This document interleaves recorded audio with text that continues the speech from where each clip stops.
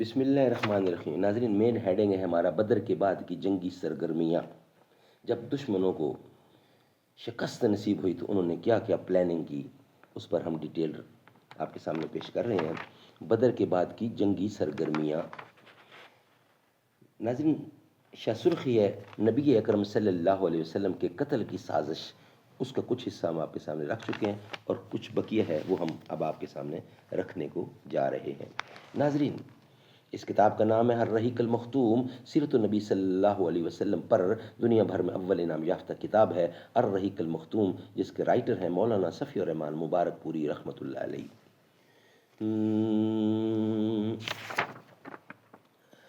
سن اے غافل صدا میری، یہ ایسی چیز ہے جس کو وظیفہ جان کر پڑھتے ہیں طاہر بوستانوں میں۔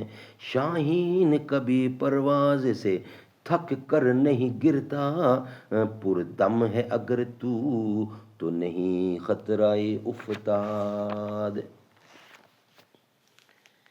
اس کے بعد عمیر نے اپنی تلوار پر سان رکھائی اور زہر آلود کرائی، پھر روانہ ہوا اور مدینے پہنچا، لیکن ابھی وہ مسجد کے دروازے پر اپنی اونٹنی بٹھا ہی رہا تھا کہ حضرت عمر بن خطاب رضی اللہ کی نگاہ اس پر پڑ گئی۔ وہ مسلمانوں کی ایک جماعت کے درمیان جنگ بدر میں اللہ کی عطا کردہ اعزاز و اکرام کے متعلق باتیں کر رہے تھے۔ انہوں نے دیکھتے ہی کہا، یہ کتا اللہ کا دشمن عمیر کسی برے ہی ارادے سے آیا ہے۔ پھر انہوں نے نبی اکرم صلی اللہ علیہ وسلم کی خدمت میں حاضر ہو کر عرض کیا، اے اللہ کے نبی، یہ اللہ کا دشمن عمیر اپنی تلوار حمال کیے آیا ہے۔ آپ نے فرمایا، اسے میرے پاس لے آؤ۔ عمیر آیا تو حضرت عمر نے اس کی تلوار کے پر تلے کو اس کے گلے کے پاس سے پکڑ لیا اور انصار کے چند افراد سے کہا کہ تم لوگ رسول اللہ کے پاس جاؤ اور وہیں بیٹھ جاؤ اور آپ کے خلاف اس خبیث کے خطرے سے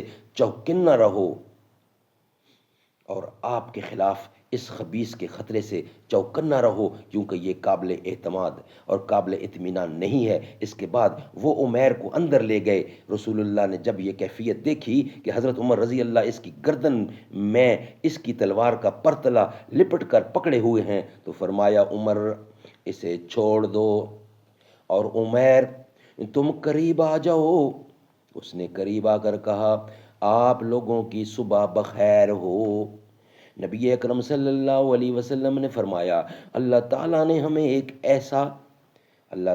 ہمیں ایک ایسے تحیہ سے مشرف کیا ہے جو تمہارے اس تحیہ سے بہتر ہے، یعنی سلام سے جو اہل جنت کا تحیہ ہے۔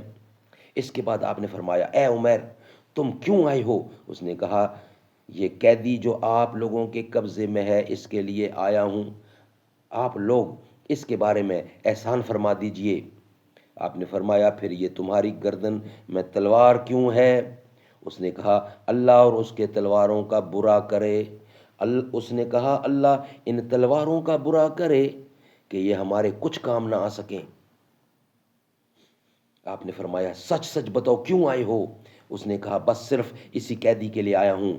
آپ نے فرمایا، نہیں بلکہ تم اور صفوان بن امیہ حطیم میں بیٹھے اور قریش کے جو مقتولین کنویں میں پھینکے گئے ہیں ان کا تذکرہ کیا۔ پھر تم نے کہا، اگر مجھ پر قرض نہ ہوتا اور میرے اہل و عیال نہ ہوتے تو میں یہاں سے جاتا اور محمد کو قتل کر دیتا۔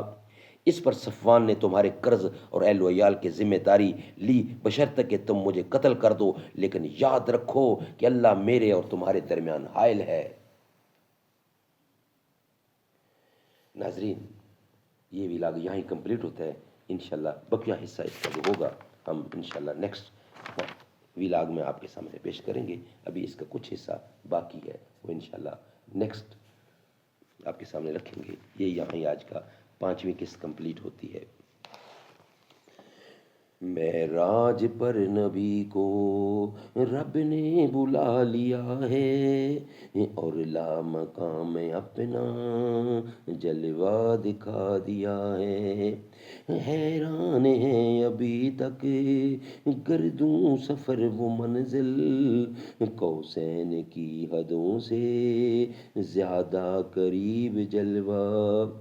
وہ نور رب سے مل کر مکے میں آ گیا ہے، ملک دنا کے مالک نے، ملک دنا کے مالک نے تم ہی کو چن لیا ہے، پرواز جن کی اعلیٰ سدرا پہ رک گئے ہیں، تم پوچھتے ہو دل بر کیسے گیا ہے اوپر، جبریل کیسے جائیں آقا کے راستہ ہے، ہم سوچتے ہیں واپس کیسے وہ آ گیا ہے۔